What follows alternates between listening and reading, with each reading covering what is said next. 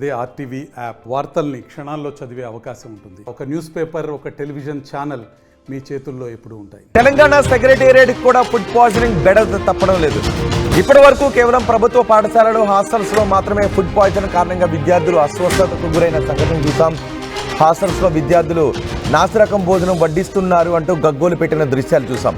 ఇప్పుడు secretariat employees కూడా నాసిరకం భోజనాన్ని సప్లై చేస్తున్నారు అంటూ ఆందోళన వ్యక్తం చేస్తున్నారు. నాసిరకం భోజనం సరఫరాతో వరుస ఫుడ్ పాయిజనింగ్ ఘటనలు చోటు చేసుకుంటున్నాయని తెలుస్తోంది. సీఎంఓతో సహా మంత్రుల పేషీలకు అదే భోజనాన్ని సప్లై చేస్తున్నారు అని ఆరోపణలు వస్తున్నాయి. సీఎస్ స్థాయి నుంచి పలు కీలక శాఖల అధికారులకు అదే భోజనాన్ని సప్లై చేస్తున్నారు. ప్రతిరోజు ఫుడ్ తనిఖీ చేయాలని ఉద్యోగులు వినతి చేస్తున్నారు. ఇప్పటికే ఫుడ్ సప్లైదారులపై పలువురు ఫిర్యాదు కూడా చేశారు. అయితే ప్రోటోకాల్ ఫుడ్ను మానేసి సొంతంగా భోజనం తెప్పించుకుంటున్నారు మంత్రులు, సిబ్బంది కూడా. ఈ ప్రోటోకాల్ భోజనాన్ని నాసిరకంగా వండుతున్నారు, అది కలుషిత వాతావరణంలో వండుతున్నారు, నాసిరకంగా వండుతున్నారు అంటూ ఆరోపణలు వస్తూ ఉన్నాయి. అందుకే సిబ్బంది ప్రోటోకాల్ భోజనాన్ని మానేసి సొంతంగా ఫుడ్ తెప్పించుకుంటూ ఉన్నారు. సీఎం రేవంత్ దృష్టికి ఈ నాసిరకం భోజన వివాదం వెళ్ళినట్టుగా తెలుస్తోంది.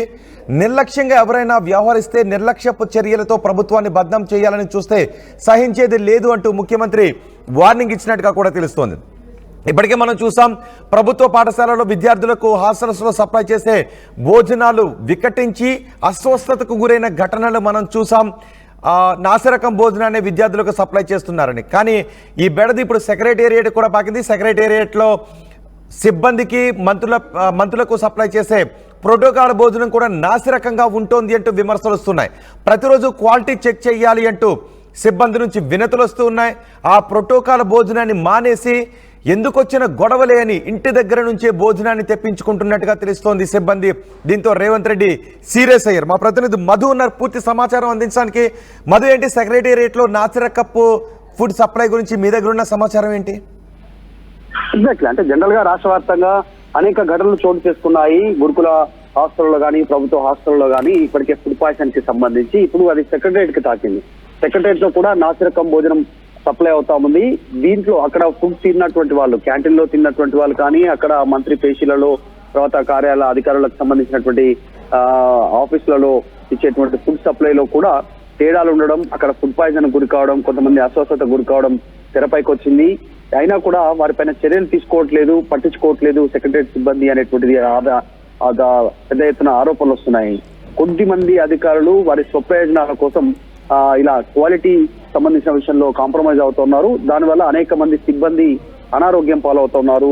కల్తీ ఆహారాన్ని తిని, కనీసం నాణ్యత లేనటువంటి ఆహారం తినడం వల్ల ఇబ్బందులకు గురవుతున్నటువంటి సిచ్యువేషన్ వచ్చింది. దానికి ఇంకా దీంట్లో ప్రధానంగా ఏంటంటే, సెక్రటేరియట్ కు వివిధ ప్రాంతాల నుంచి వస్తారు, వారందరూ కూడా ప్రముఖులు వస్తారు, వివిధ రాష్ట్రాల నుంచి వస్తారు, వివిధ పనులపైన వాళ్ళకు కూడా ఇదే రకమైనటువంటి ఫుడ్ సప్లై చేయడంతో ఇబ్బంది పడతా ఉన్నటువంటి పరిస్థితి.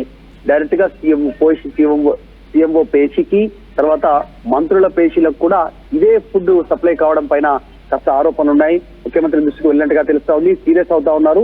ఇలా నాసిరకం ఫుడ్ తో ఇబ్బంది పెడితే ప్రభుత్వాన్ని బదనాం చేస్తే ఊరుకునేది లేదు, కఠిన చర్యలు తీసుకుంటామంటూ ఆయన సీరియస్ అయినట్టుగా తెలుస్తా ఉంది. ప్రోటోకాల్ సొంతంగా పనిచి ప్రోటోకాల్ సంబంధించినటువంటి సిబ్బంది కూడా, వారి సిబ్బంది, పలువురు మంత్రులు ఇదే భోజనం తెప్పించుకుంటున్నటువంటి ఆ పరిస్థితి ఉంది. ఎందుకంటే సెక్రటేరియట్ చుట్టూ పరిసర ప్రాంతాల్లో ఏమీ ఉండవు. సెక్రటేరియట్ లోపలికి వెళ్తే ఖచ్చితంగా అక్కడ సప్లై అయ్యేటువంటి ఫుడ్ మాత్రమే తీసుకునే అవకాశం ఉంటుంది. బయట నుంచి ఫుడ్ అలో ఉండదు. సో అక్కడ వాళ్ళ కనీసం ఫుడ్ సేఫ్టీ తనిఖీ చేయకపోవడం పైన ప్రస్తుతం ఈ కల్తీ చోటు చేసుకుంటున్నట్టుగా తెలుస్తుంది. ఇబ్బందికి గురవుతున్నారు. ముఖ్యమంత్రి సీరియస్ అయ్యారు. చూడాలి, ఇకనైనా సెక్రటేరియట్ లోనైనా కల్తీ లేని భోజనం, కరెక్ట్ క్వాలిటీ ఉన్నటువంటి భోజనం దొరుకుతుందా లేదా చూడాలి. అంటే ఇప్పటికే ముఖ్యమంత్రి సీరియస్ అయినట్టుగా తెలుస్తోంది. సప్లయర్ ఎవరు, ఎందుకు అసలు ఇది ఇప్పుడు వివాదం అవుతుంది? ఎగ్జాక్ట్లీ, అంటే ప్రతిరోజు సాధారణంగా సెక్రటేరియట్ లాంటి సంస్థలు, ఎందుకంటే రాష్ట్రంలో ఉన్నటువంటి అత్యున్నతమైనటువంటి కార్యాలయం అది. అక్కడ నుంచే మంత్రులు, ముఖ్యమంత్రి పనిచేస్తారు. వ్యవస్థ మొత్తం అక్కడి నుంచే పనిచేస్తుంది. రాష్ట్రానికి సంబంధించిన దాదాపు సిస్టమ్ అంతా అక్కడి నుంచే రన్ అవుతుంది. అట్లాంటి ఇంపార్టెంట్ అయినటువంటి ప్లేస్ లోనే ఫుడ్ తనిఖీలు కరెక్ట్ గా చేయట్లేదు, క్వాలిటీ మెయింటైన్ చేయట్లేదు. దీనివల్ల అక్కడ సిబ్బంది తింటున్నటువంటి సిబ్బంది అస్వస్థతకు గురవుతున్నటువంటి పరిస్థితి. కనీసం నాణ్యత సంబంధించినటువంటి వాటిని పాటించట్లేదు. దీని వల్ల జరుగుతున్నటువంటి అంశాలపైన ప్రభుత్వం సీరియస్ గా ఉంది. ఎవరు సప్లై చేస్తా ఉన్నారు, దీన్ని ఎందుకు ఫుడ్ సేఫ్టీ అధికారులు రెగ్యులర్ గా తనిఖీ చేయట్లేదు, దీనికి గల కారణాలు ఏంటి అనేటువంటిది ఇంటర్నల్ గా తెలుసుకునే ప్రయత్నం చేస్తా ఉన్నారు. డైరెక్ట్ గా ముఖ్యమంత్రి సీరియస్ అయ్యారు అనేటువంటి చర్చ జరుగుతా ఉంది, ఆయన దృష్టికి వెళ్ళింది. కాబట్టి దీనిపైన ఇమ్మీడియట్ గా దీన్ని దృష్టి పెట్టనున్నారు.